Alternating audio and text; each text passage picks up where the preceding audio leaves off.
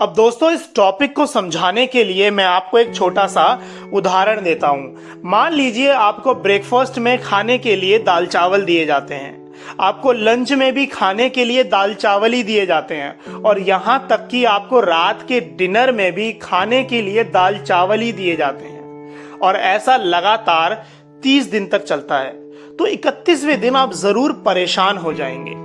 और मान लीजिए 32वें दिन अचानक से आपसे ये कहा जाए कि अब आपको खाने में रात को शाही पनीर और रसमलाई दी जाएगी, तो आप खुश हो जाएंगे।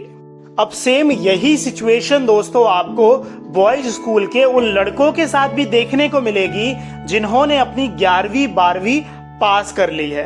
क्योंकि जैसे जैसे हमारी उम्र बढ़ती है, हमारे दिमाग में एक फितूर आने लगता है कि भाई गर्लफ्रेंड कैसे बनाई जाए, मेरी गर्लफ्रेंड कैसे बनेगी। क्योंकि दोस्तों हमने स्कूल का सारा जीवन लड़कों के साथ ही बिताया है, या मैं कहूँ सारा जीवन हमने दाल चावल ही खाया है। और अब जैसे ही हम कॉलेज में पहुंचते हैं, हमें शाही पनीर रसमलाई देखने को मिलती है, या मैं कहूँ हमें लड़कियां देखने को मिलती है। अब जैसे ही हमें लड़कियां देखने को मिलती है, हम बड़े खुश हो जाते हैं। यहाँ तक कि कई बार तो हम अपना आपा तक खो देते हैं। क्योंकि दोस्तों हम बॉयज स्कूल से पढ़े हुए हैं, ना हमारे साथ कभी लड़कियां पढ़ी और ना कभी हमें लड़कियों से बात करने का मौका मिला। बट अब तो हम आ गए हैं कॉलेज में, अब तो हम लड़कियों के साथ ही पढ़ेंगे दोस्तों। अब हमारे दिमाग में एक चीज चलने लगती है कि भगवान मेरी क्लास वाली अंजलि का एक बार नंबर दिलवा दे, बाकी तो मैं सब संभाल लूंगा।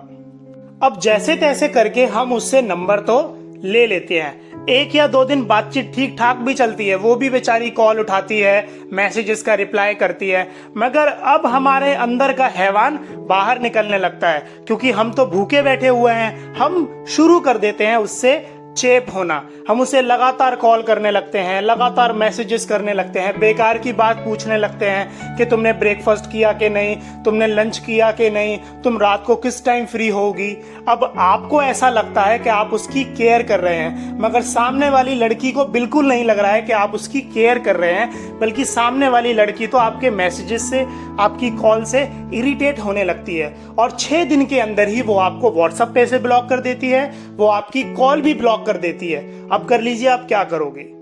अब जैसे ही उस लड़की ने आपको ब्लॉक कर दिया, भाई साहब आपके पैरों के नीचे से जमीन खिसक जाती है। अब आपके पास 2 रास्ते हैं, या तो किसी और लड़की को पटाओ, उससे भी चेप हो जाओ, वो भी आपको एक दिन ब्लॉक कर देगी, या पहली वाली लड़की से गिड़गिड़ाओ कि मुझे अनब्लॉक कर दो।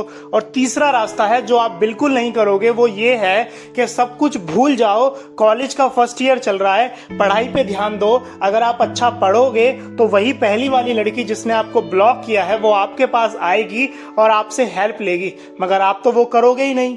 ये सच्चाई है भाई, इस चीज को समझो आप लोग। लड़कियां उन लड़कों को बिल्कुल पसंद नहीं करती हैं जो लड़के उनसे चेप होते हैं। और दूसरी चीज ये है, आप लड़कियों से चेप क्यों होते हो भाई? आपकी खुद की रिस्पेक्ट है या नहीं? आप मरने दो उन लड़कियों को जो एटीट्यूड दिखाती हैं। आप मेहनत करो, लाइफ में आगे बढ़ो। अगर आप मेहनत करेंगे, जिन लड़कियों को ऐसा लगता है कि आप उनसे चेप होते हो, या जिन लड़कियों ने आपको ब्लॉक कर दिया है, मैं सच बता रहा हूं वो लड़कियां आपसे बात करने की कोशिश करेंगी, क्योंकि अब आप सफल हो चुके हो। अब आप विश्वास मानिए दोस्तों, वो समय गुजर चुका है कि लड़कियों को कभी वैसे लड़के पसंद आया करते थे जो उनकी केयर किया करते थे, जो मिनट मिनट पे उनसे पूछा करते थे कि तुमने खाना खाया या नहीं खाया।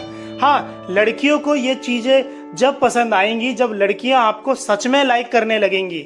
अगर वो आपको लाइक नहीं करती हैं और अगर आप नंबर बढ़ा रहे हो उसके आगे, तो बेवकूफ़ी है। छोड़िए ये सब, मेहनत करिए, पढ़ाई करिए, और विश्वास मानिए जो चीजें आप चाहते हो वो आपको हर चीज मिलेगी अगर आप एक बार सफल हो गए तो दोस्तों आज की वीडियो में इतना ही। आशा करता हूँ आपको वीडियो अच्छी लगी होगी। शुक्रिया।